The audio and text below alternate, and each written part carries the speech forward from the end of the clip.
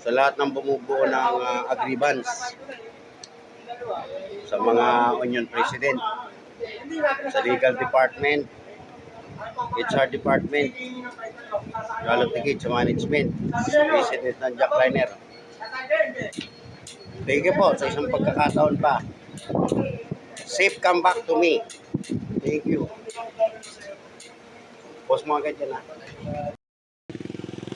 Yo, what's up? First time tayo makagawi dito po sa Lakeview Seventh-day Adventist Church para sa Sabbath Everywhere and of course vlogging ministry special. Mga kaibigan, nandito po tayo sa Lakeview Adventist Church, San Lucas 2, San Pablo City, Laguna. Going straight, mga kapatid, ay na-establish na, mga kaibigan, ang mga churches because of the program of our Luzon territory. Amen? Makikita natin na there is progress, Pastor Piras, na makikita natin na the Word of God is so fast and the Word of God is so diligent because ang mga members ng church natin ay napakaganda. Napakasigasig sa gawain ng Panginoon. Kung makita natin mga kaibigan, pasensya na po yung Tagalog ko, parang hindi Tagalog ko. As long as may Tagalog, parang hindi Tagalog, parang Tagalog Ilonggo, Bisaya. So, yan po mga kaibigan, kasi I was born and raised sa Central Philippines, Ilonggo. At yung tatay ko ay Bisaya na naman. At last 3 Sabbaths, I was in the walk. Mga Ilocano naman doon. Sabi ko, wow, talagang yung lingwahe ay iba-iba. And last 4 Sabbaths, I was in Indonesia. Wala naman doon, mga terima kasih, mga ganun. Wow, this is, our church is full of international languages. Magkikita natin mga kaibigan na ang tanong, ano kaya ang ating language sa langit? Ano kaya yung ating language sa langit? Ano kaya yung ating lingwahe sa langit, mga kapatid? Sabi ng iba, yung language sa langit is smile. Ano yung sa Tagalog smile? Ngiti. Yuho. Smile. Ngiti. Alam nyo mga kaibigan, pag umingiti tayo, para tayo i-explain natin yung lingwahe ng langit. Amen?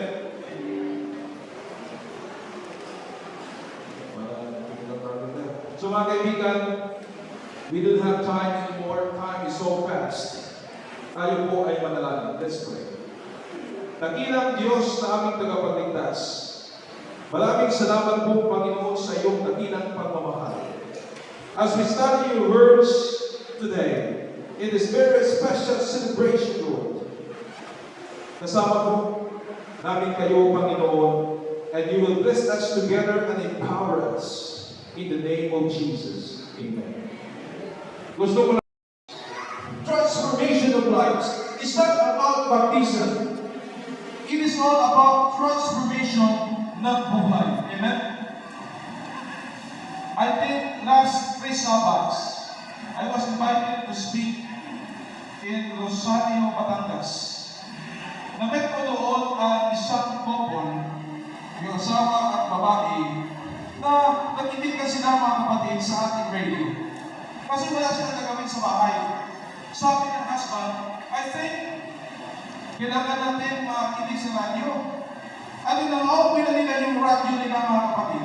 When they open the radio, napunta sila sa 89.1. Ano?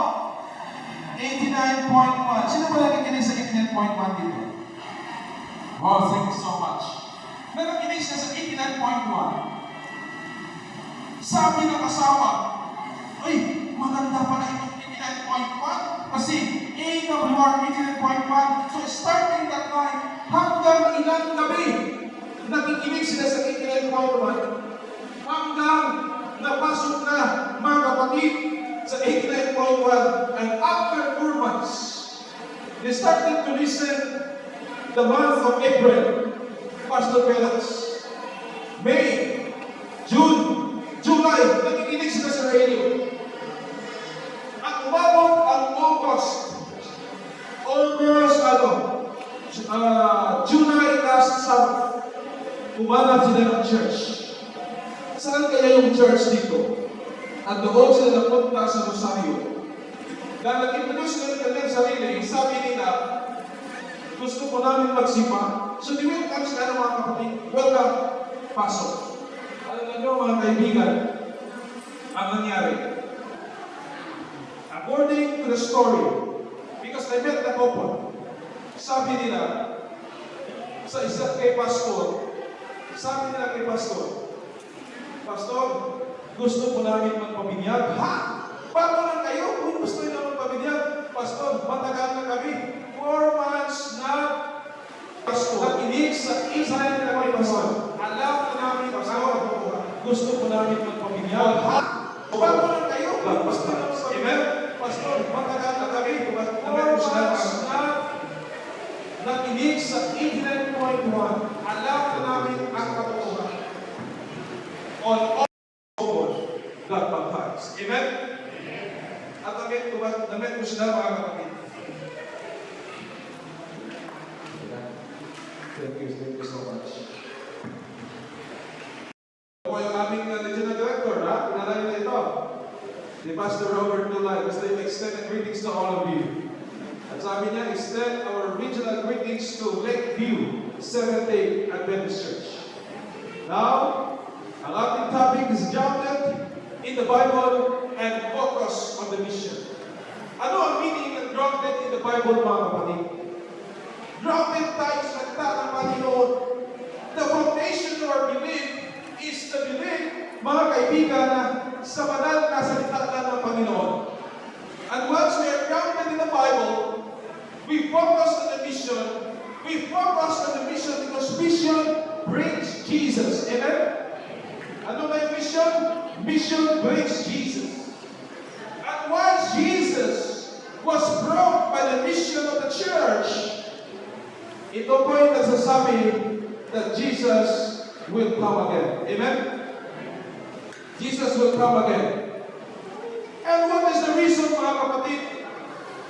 Bakit po tayo nanatiling magsimba? Why we go to the church? Why we attend the midweek, the whisper? Ano po yung rason? Ano po yung reason, mga kapatid?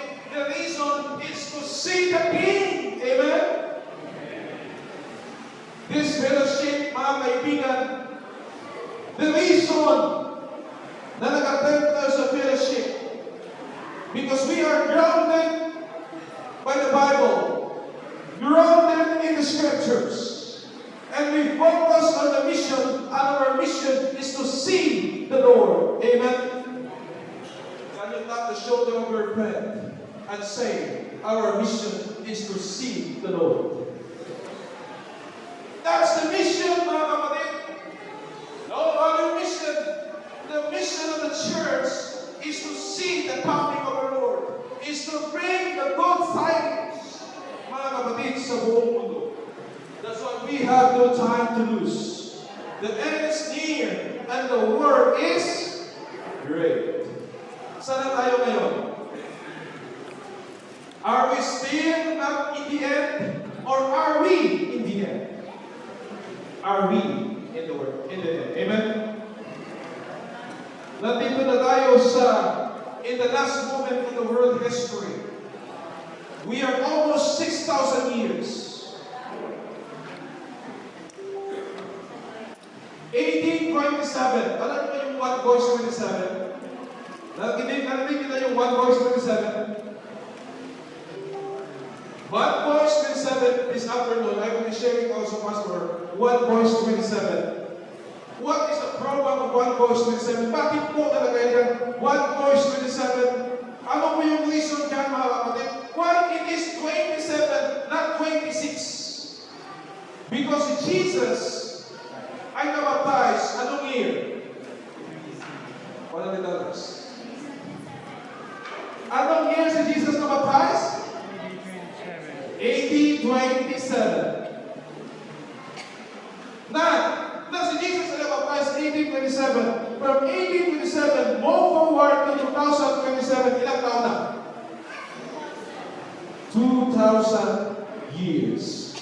That's why we are now almost 2,000 years, and going back, we're almost 6,000 years. Mga kapatid. Last July, I was in Isabela expansion. Imagine mga kapatid, in that Isabela region, there were 400 young people decided to recommit themselves. Sabi nila, Pastor, we want to recommit ourselves for evangelism. We want to bring one soul for this year, 2025. That's why mga kapatid, in that certain expansion in Isabela, we got 400 young people. We committed to serve God, to serve the nation of the heavenly kingdom. Yan po mga kapatid. And after that week, we went to Cavite, Naik, and after that, we went to Mindoro for Christ sa isang church yan. And after 1 week, go back to Amadillo for Christ 2025. And after Amadillo, our team in AWS City, we went to Siargao. Pumunta kami sa Siargao mga kapatid. Ang Siargao ay isang island na Roman Catholic. It's a tourism area, pero maraming mga Roman Catholic doon. Very, very solid Roman Catholic. But by the grace of God, there were 126 souls baptized. Amen? Now, move forward, we went to San Pedro Laguna for Christ 2025. Under the SCLC, we have 227 baptisms in that region, in that territory. And after 1 week, we went to the country of Lao. Narinig niyo yung country of Lao? Lao, Laos. Pero ang tawag doon is Lao. Silent X. Alam niyo ba mga kapatid, if you are a foreigner, hindi ka pwedeng magsalita pastor pera sa church. Kasi pag makita ka na salita ka sa simbahan, you will be caught and you will be in prison for 10 years. So, hindi pwede pala magsalita. Ang ginawa natin mga kapatid is just a kerdo in different houses. Nagkikerdo tayo doon. And the result of that area, we have 127 souls in that area. But sa buong country of Lao, mayroong 9 million population. Pero ang nabaptize last year is 2,500. Amen? Lahat po ito mga kapatid ay mga Buddhist and some Islam. Sabi ko, wow. Tinanong ko ang isang lalaki kasi umiiyak siya. Oh, what is the reason for you na you want to change your faith from Buddhism to Christianity Adventist? Alam niyo ang sagot niya mga kapatid? Sabi nila, you know, Pastor, I am tired because I know that when I will die as a Buddhist, I have no hope. Wow. So what was the reason? The reason I found Jesus. And still he was crying. I found Jesus. Because in Jesus, even though that I will die, kahit ako'y mamatay, mabubuhay ako sa Panginoon. Amen? Wow! That's amazing! Yan amazing mga kapatid ng story sa Lao. And after that, in Lao, I went to India. Naginig ng India mga kapatid? You want to go there in India? And India, mayroong 1.3 billion. Alam ba mga kaibigan, I went to India. Umalis ako sa SSD 3 o'clock in the morning, Monday. Dumating ako sa airport alas 4:30 in the morning. Kasi yung flight ko is 6 o'clock. And then, from 6 o'clock to airport sa Manila, Terminal 1, going to Malaysia for hours. And then, dumating ako doon sa Malaysia around 1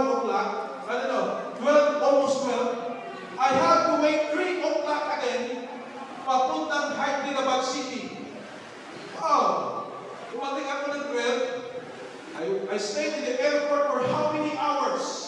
Kasi yung flight ko is 3 o'clock in the morning.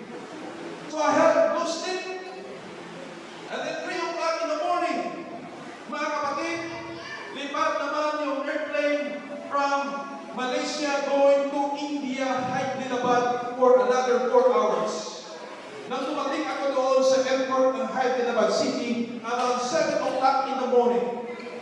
Now, from 7 o'clock in the morning, I have to travel for 12 hours. Again, by car, going to another area, another section, 12 hours Pastor Pilas. Nang dumating ako doon, I was very tired, I cannot sleep kasi ang mga driver doon sa India, I always wait, something like that. Parang hindi madali palagi. Sabi ko parang hindi na ako makahuli ng Pilipinas ko. Kasi the driver was very fast. Wala pa naman akong anak, may asawa ako, pero pag mamatay ako dito, hindi na ako makabalik. Sayang naman yung asawa. No, diba? So mga kapatid, sabi ko, oh, please driver, can you drive slowly? Oh, Pastor, I will drive slowly, we cannot reach our destination. Because in 8 o'clock in the evening, you will speak there. Really? Okay, I keep on praying. 8 o'clock, kumain kami ng lunch, but no dinner. Nang dumating ako doon, Pastor Pilas, nakita ko yung 300 people. It makes me inspired. Nakaupo lang sa floor, walang upuan. They are just sitting in the floor. Alam niyo nangyari mga kaibigan? I was very inspired to see these 300 people. Because according to the union president, Pastor Cheddar, these people are coming from different villages. And you know, they walk for 3 hours to wait for you. Wow, 3 hours. But for me, it's 24, it's already 42 hours. But you know what happened? I was really inspired. And I started to preach. I ended my sermon around 9:30 because of the translation. Nang alas 10 na mga kapatid, I was very tired, but I was inspired. My spirit is very inspired, but my flesh is very weak. Kasi 2 days na na-travel. Alam mo mga kapatid, always remember, we are grounded in the Bible, amen, and focused on the mission. And then I asked the president of the union, why they're lining? Bakit sila naglaline? Kasi Pastor, you have to pray for them one by one. One by one. Do I need to do it? Yes, Pastor. That's the culture. Okay. I prayed, and then I ended my prayer around 2 o'clock in the morning. 300. Kasi pag hindi mo i-pray, ang isa, kasi sabi ng isa, pray this, okay, the Lord. And then pray ahead, kahit saan. Kailangan mo talaga ipag-pray mo sila mga kapatid. Remember, brothers and sisters, we are grounded in the Bible and focused on the mission. Amen? We're grounded in the Bible and focused on the mission. And after that, mga kapatid, in that week, we got around, sa whole India, we got 8,000 Buddhist, Muslim, that baptized. Amen? Imagine that last year, we have 8,000 in that country got baptized in India. And after that, mga kapatid, the work will go on.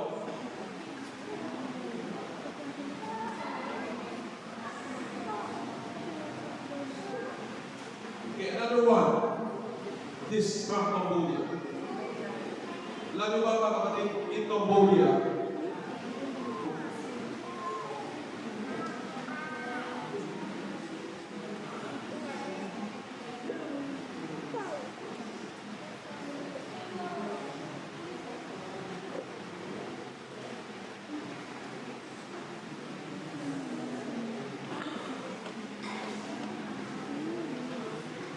I have a beautiful story from Cambodia. I just bringing this to you, mga kapatid, to give us more inspiration. What is happening all over the world? Ano ang makikita natin na nangyari sa buong mundo?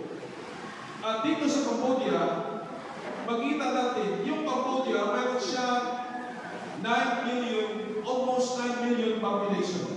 Pero yung Adventist, it's just only Pastor Peras, 4,000. At ang nangyari doon, paano kaya ito? Paano kaya, how do we convert Buddhists? Kasi ang Buddhist, iba yung paniniwala nila. Ang nangyari mga kapatid,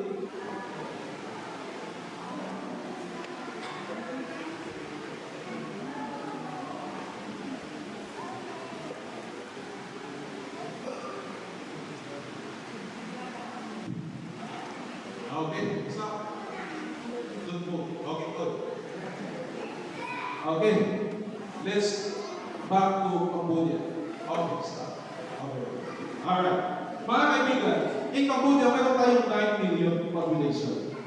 At yung Adventist is only 4,000. So last year, the AWR conducted a countrywide evangelism in Cambodia. We gave $70,000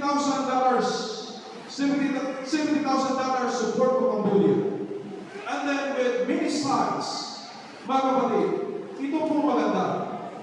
Kasi pag-grounded, sabi ng Biblia, if you love Jesus, if you love the Holy Scriptures, you will never surrender. Amen? Pag mahal mo ba si Jesus, mag-surrender po ba kayo? Hindi. Di ba? Hindi. Now, ang nangyari mga kapatid, nakita nyo itong sa picture. Yan po ay 143. I was speaking to 140 attendees in evangelism. At sabi ko sa kanila, do you want to go to Canada? Sabi nga, yes, I want to go to Canada. How many of you want to go to Australia? Raising your hands together. How many of you want to go to US? Everybody stood up. Now, my last question. How many of you want to go to heaven? Heaven is more than US. Yes, everyone stood up. And I told them, sabi ko sa kanila, if you will not accept Jesus as your personal Savior, you cannot go to intergalactical tour. Wow! We like to hear that intergalactical tour. On that Friday evening, Pastor Perez, 140 souls stood up. They are all Buddhists. Sabi ko, wow! It's a miracle, Lord! At in the following Sabbath, and that Friday and Saturday came, yung 140 nagiging 143. Including ang nagpapakain ay nabaptize. Amen? Tingnan nyo mga Buddhists, Islam, Buddhists, Hindus, God transformation from the Lord. Amen? Now, after that Cambodia, we went to Mongolia. Sino na nakapunta ng Mongolia dito? Mongolia. Ang Mongolia ay malapit na nasa center ng China at Russia. At sabi nila, ang pinakamalamig na lugar sa buong mundo ay Japan, South Korea, US, or Alaska. Yun ang sabi nila. But you know mga kapatid, the gold capital in the world is in Ulaanbaatar. Ulaanbaatar City, the capital city of Mongolia. Bakit? Kasi umaabot ng negative 40 degrees. Wow! Imagine na yung air condition, 17 lang yan. Pero malamig na, di ba? Imagine pag ilagay mo, negative 40 degrees. Napakalamig. But I will tell you a beautiful story in Mongolia. Mga kapatid, I was preaching. Makikita nyo ito yung nakapig. Ang nakapig dyan.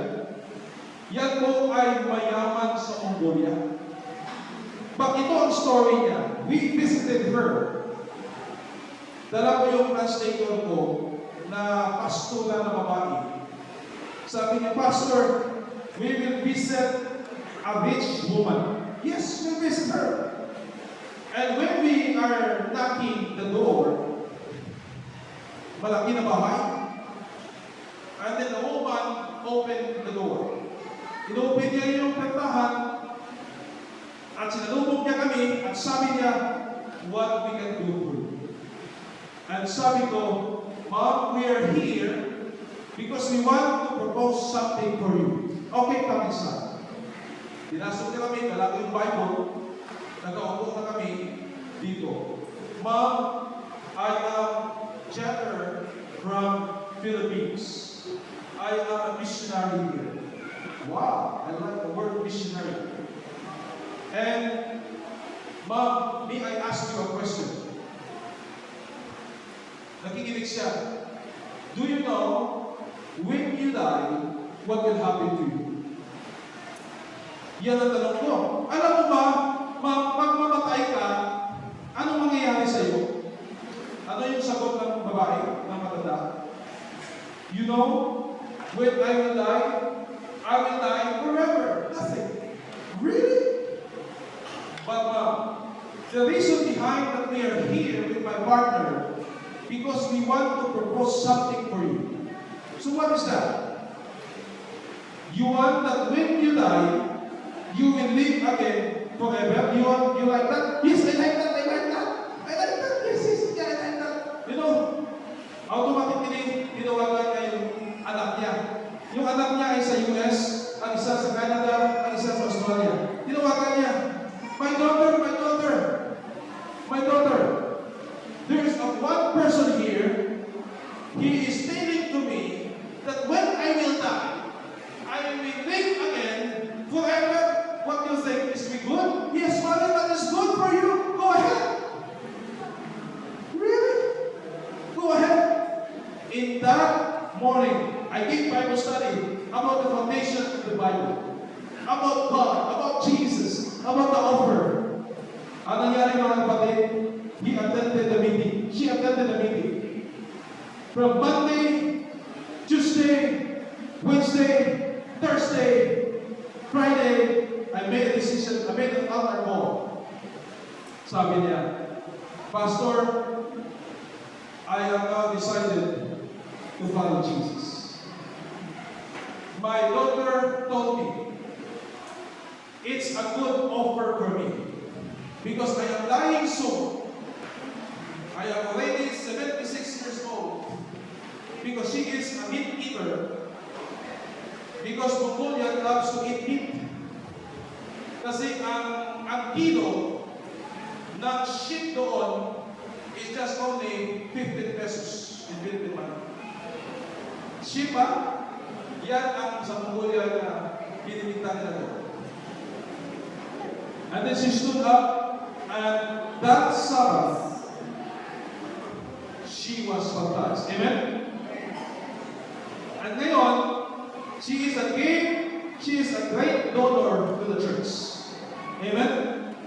Imagine, kasi ang maniniwala nila mga kapatid, pag mamatay sila, wala ng buhay. Ang maganda sa atin, pag mamatay tayo, may buhay. Amen? So that's in Mongolia. And you know what happened, brothers and sisters? Sabi ng Biblia, Jesus Christ, when He was born, mga kapatid, nakita niya na talagang kailangan ito. So, makita na after Jesus was born in Bethlehem, King Herod the Magi came to us and to Jerusalem, and then hinanap nila yung Panginoon. Hinanap nila, where is the star? who is the star. You know, ang mga Magay, sila po ay hindi po sila mga Christians. They were Christians. They were not Jewish. They were Gentiles. They were people in the Roman government, a pagan people. But you know, the first worshippers of God, of Jesus, were Gentiles. At kung kita natin mga kaibigan, ang ilang hinahanap nila ang Panginoon. When they were looking for Jesus, they were looking for God. Nanibala sila mga kapatid, at hinanap nila ang Panginoon. Didn't have the Bible, only the star. Yan po, they were starting to look for them. If you want to find Jesus in a deeper way, kailangan inalis nila, mga kaibigan, ang comfort zone sa buhay. Habang naalala ko, it was already 11 o'clock in the evening, I was in Cambodia. Yung sasakyan ng pastor doon, I like the pastor. Sabi niya sa akin, Pastor Jeter, I don't care if my car will be damaged, if my car will fall to the water, I don't care. What I care is to serve God. Amen? Handa ba tayo mga kapatid? Na ibibigay ang ating properties, ang ating paniniwala sa Panginoon para lang sa gawain ng Panginoon. And by the grace, in order to reach these children sa bundok, mga kapatid, kailangan i-risko ang buhay at mga properties. This is already 12 o'clock in the midnight. Walking in the mountain, and crossing the river. Ito po ang experience ko sa Cambodia. Alas nangang ina ang Panginoon, not because they will get something from the Lord. Remember the point. Ang mga Magay, hinanap nila ang Panginoon, not because they will get something from the Lord. But Magay seek the Lord because they want to give something to the Lord. Amen? Did you get the point? Tayo mga kapatid, hanapin natin ang Panginoon. Kasi ang Panginoon ay nasa labas, ay nasa mga tao. That's why pag hinanap natin ang Panginoon, doon tayo sa mga tao, kasi ang Panginoon ay nandoon, ang gusto ng Panginoon, halika kayo sa akin. Amen? That's the basic principle of giving and seeking Jesus. Kaya po mga kapatid, that's why in the last story, mga kapatid,